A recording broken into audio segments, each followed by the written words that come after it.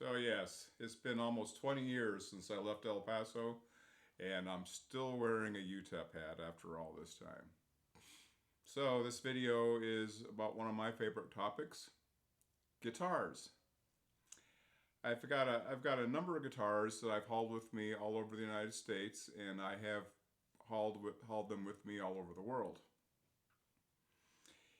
And so this is a story about the perils of traveling with your guitars. And, uh, and it's also a lesson in Gibson's lack of quality control, which appears to be a common topic online. So this particular group of guitars had left Phoenix and were crated up and were flown to Dallas Fort Worth, where they were transported to another airline and shipped via air cargo to Sydney, Australia. Once it was in Sydney, Australia, they sat there in quarantine for 6 weeks because we had two wreaths of flowers that were made out of plastic. And because we had those flowers in there, the cargo had to be in quarantine. Once they were released from quarantine, they were hauled by truck further up the coast where they were delivered to us. A couple years later, they were hauled via air freight from Sydney to Dallas Fort Worth, where they sat in storage for, I guess about a couple weeks. And they were delivered to us to our corporate apartment. And 3 months later, they were loaded up again and crated and shipped to London. In London, they were driven across the land to our house up outside of Cambridge.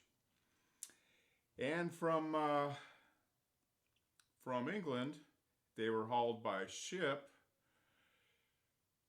to New York, down to New Jersey, then down through the Panama Canal, up the West Coast, and into the Port of Los Angeles.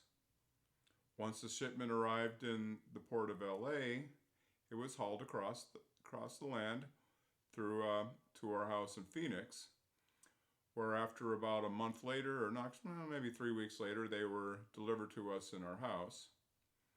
And then we were there for a few months, and then it all got created up again, and they got hauled from Phoenix to Fort Worth, where they sat in storage again for a couple of months before they're delivered to us once we got our house here. And so let me show you. So this is a USA made Fender Stratocaster. Finish is nitrocellulose lacquer. And you look at this guitar, has been all over the world. Beautiful shape. All the nicks and scratches on it, or you want to say relicking, were caused by me. They came up through the shipment just fine.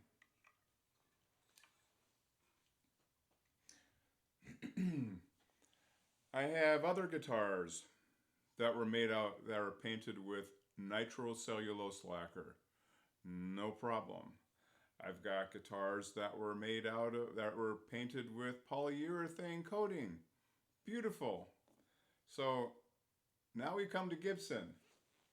And like I said, you go online and you can research this, you're going to find exactly the same thing. They have a quality control problem at the Gibson factory. So this is a US made Gibson Les Paul. Nitrocellulose lacquer. You look on this side, I don't know if you're going to be able to see it, but we've got pinstripe, pinstripe, pinstripe, pinstripe. You flip it over to the back side. Pinstripe, pinstripe, pinstripe, pinstripe, pinstripe. Take a look at the body here. You might be able to see this. Let me bring this in a little bit closer. So you can see the damage behind here on the neck. That's just paint chipping away. right here, we've got paint chipping away, and there's paint cracking all the way through here. And it's just Gibson. I mean, it doesn't hurt the playability at all. It plays just fine, but and some people will call this relicking. That people are, you know, hot for whatever reason, you know. But people would say, "Well, John, that's because of the way that you take care of your guitars." And I said, "Well, they've been kept in their cases, humidity controlled as much as they possibly could be, and temperature controlled, except while they were in air shipment and sea shipment. But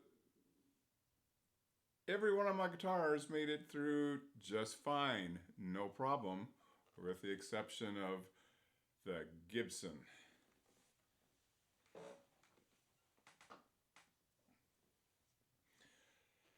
So go online, research it for yourself. It is a quality control problem that is well known with Gibson. If I had a high end Gibson, I mean this is still, you know, like a $1,500 guitar, but I would be hesitant about hauling any Gibson outside of your house, for lack of a better way of saying it. So that's all. Just wanted to bring that topic up. Y'all have a good day.